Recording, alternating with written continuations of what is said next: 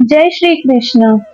आज हम जानेंगे करवा चौथ का महत्व और उससे जुड़ी पौराणिक कथा। करवा चौथ सुहागन महिलाओं के जीवन में विशेष महत्व रखता है। सभी सुहागन महिलाएं साल भर इस व्रत का इंतजार करती है। यह व्रत सुहाग की लंबी आयु की कामना से निर्जल रहकर किया जाता है और इसका पारण चंद्रमा को अर्घ्य देकर किया जाता है। यह व्रत कार्तिक मास के कृष्ण पक्ष की चतुर्थी तिथि को रखा जाता है। करवा चौथ दो शब्दों से मिलकर बना है। पहला करवा यानी मिट्टी का पात्र और चौथ यानी चतुर्थी तिथि, इसलिए करवा चौथ पर मिट्टी के करवे का महत्व बताया गया है। सौभाग्यवती स्त्रियां अखंड सौभाग्य की कामना से चौथ माता की पूजा तथा यह व्रत रखती हैं। इस पूजा के दौरान कथा सुनना बेहद जरूरी माना गया है। तो आइए श्रवण करते हैं करवा चौथ की पौराणिक कथा। बहुत समय पहले की बात है। एक गांव में एक साहूकार रहता था। उसके 7 बेटे और एक बेटी थी। सभी सातों भाई अपनी बहन से अत्यधिक प्रेम रखते थे, यहाँ तक कि वे पहले उसे खाना खिलाते और बाद में स्वयं खाते। एक बार उनकी बहन ससुराल से मायके आई हुई थी। कार्तिक मास के कृष्ण पक्ष की चतुर्थी तिथि आई तो साहूकारनी सहित उसकी सातों बहुओं और बेटी ने करवा चौथ का व्रत रखा। शाम को जब सातों भाई अपना व्यापार व्यवसाय का कार्य पूर्ण करके घर आए, तब देखा उनकी बहन बहुत व्याकुल थी।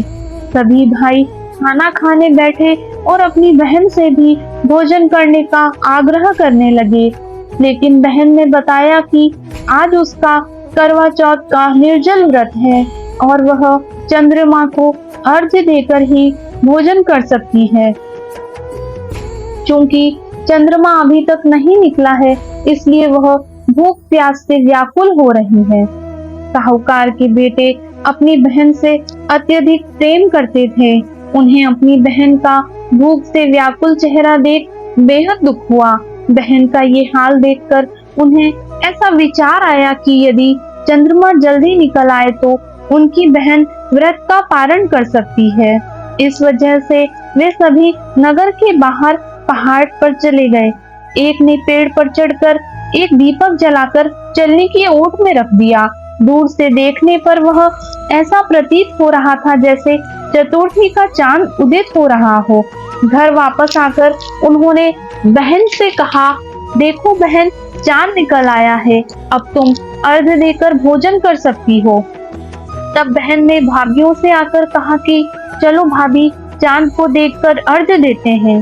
तब भाभियां बोली कि भाई साहब, ये तो चांद तुम्हारे लिए ही उगा है, हमारा चांद तो बाद में उगेगा। बहन मारे खुशी की सीढ़ियां चढ़कर छत पर जाकर चांद को देखती है और अर्घ्य देकर के भोजन करने बैठती है। जैसे ही पहला कोर टूटती है, छींक आती है, दूसरे कोर में वाल आया और तीसरा ही कोर जैसे ही तोड़ा, तभी ससुराल से बुलावा आ गया कि उसका पति बहुत बीमार है, सो उसे जल्दी से भेज दो। साहूकारनी ने कपड़े निकालने के लिए जैसे ही बक्सा खोला, हर बार काला सफेद कपड़ा ही हाथ में आया। साहूकारनी ने सोने का एक सिक्का उसके पल्ले से बांध दिया और कहा कि रास्ते में सबके पैर छूती जाना और जो भी तुझे अमर सुहाग का आशीष दे उसको ही यह सोने का सिक्का दे देना और पल्ले से गांठ बांध लेना।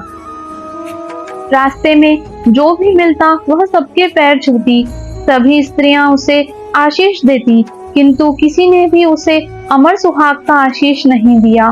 ससुराल पहुंचते ही उसने पालने में झूलती हुई जेठूती को देखा। वह झूला झूल रही थी। उसने उसके पैर छुए, तब वह बोली, सीली हो, सपूती हो, 7 पुत्र की माँ हो, तेरा अमर सुहाग रहे। यह बात सुनते ही उसने जल्दी से सोने का सिक्का निकालकर उसे दे दिया और पल्ले से गांठ बांध ली। अंदर गई तो देखा उसका पति मरा हुआ है। तब उसने मरे हुए पति की अंतिम क्रिया करने से मना कर दिया और उसको अंतिम क्रिया करने ले जाने के लिए मना कर दिया। कहने लगी कि मेरे लिए एक झोपड़ी बनवा दो और मरे हुए पति को लेकर वह उस झोपड़ी में रहने लगी।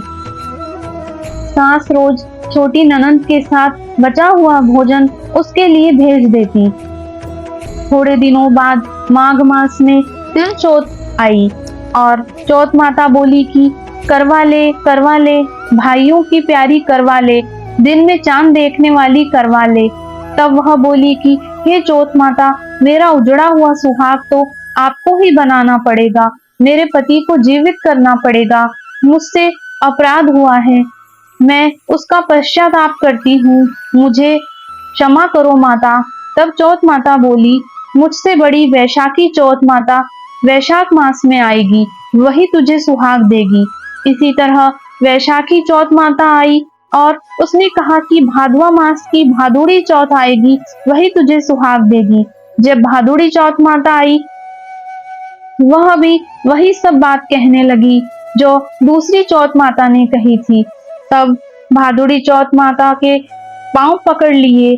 चौथ माता बोली, मुझसे भी बड़ी कार्तिक की करवा चौथ माता है, वही तुझसे नाराज हुई है और यदि तूने उनके पैर छोड़ दिए तो फिर कोई भी तेरे पति को जीवित नहीं कर सकता, इसलिए तू उनके पैर पकड़ लेना और क्षमा मांगना।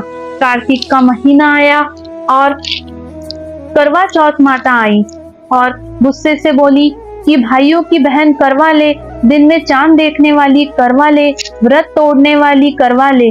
साहूकार की बेटी ने चौथ माता के पैर पकड़ लिए और विलाप करने लगी, हे चौथ माता, मैं ना समझती, मुझसे इतना बड़ा पाप हो गया, मुझे दंड मत दो, मुझे क्षमा कर दो माता।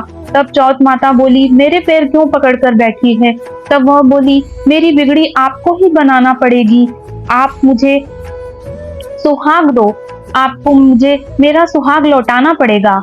आप सब जग माता हो, आप सबकी इच्छा पूरी करने वाली हो, मेरी भूल को क्षमा करो माता।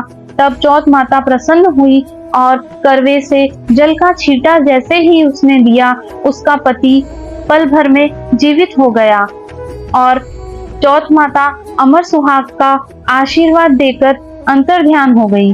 उसका पति बैठा हो गया और बोलने लगा कि मुझे बहुत नींद आई, मैं बहुत सोया। वह बोली, मुझे तो 12 महीने हो गए, मुझे चौथ माता ने सुहाग लौटाया है। जाते जाते चौथ माता झोपड़ी को लात मारकर चली गई। तब झोपड़ी के स्थान पर महल बन गया। दोनों पति पत्नी चौपड़ पासा खेलने लगे। उधर छोटी ननंद खाना लेकर आई तो देखा वहाँ झोपड़ी नहीं है। वह घर आकर माँ से बोली कि वहाँ झोपड़ी नहीं है। तो सास ने सोचा, आज तो बहू को कोई सिंह अथवा व्याघ्र खा गया, जाकर देखते हैं।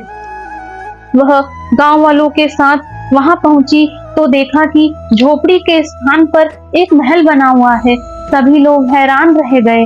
सबकी आवाजें सुनकर बेटा बहू बाहर निकल कर आए तो बेटे को जीवित देखकर माता बहुत खुश हुई और पूछने लगी कि बहू, यह सब कैसे हुआ? तब बहू बोली कि यह सब मुझे चौथ माता ने दिया है। बहू ने सास के पैर छुए। सास ने बहू को अमर सुहाग का आशीष दिया। दूर खड़े पति पत्नी का गठबंधन जुड़ गया। यह सब चौथ माता के प्रताप से हुआ। सब लोग चौथ माता का चमत्कार मानने लगे। चौथ माता का व्रत पुरुष की पत्नी, बेटे की माँ सभी को करना चाहिए। हे चौथ माता, जैसे साहूकार की बेटी को अमर सुहाग दिया, वैसे ही सभी को देना। कहानी कहने वाले को, कहानी सुनने वाले को और हुंकार भरने वाले को सभी को अमर सुहाग देना। बोलो मंगल करनी, दुख हरनी चौथ माता की जय।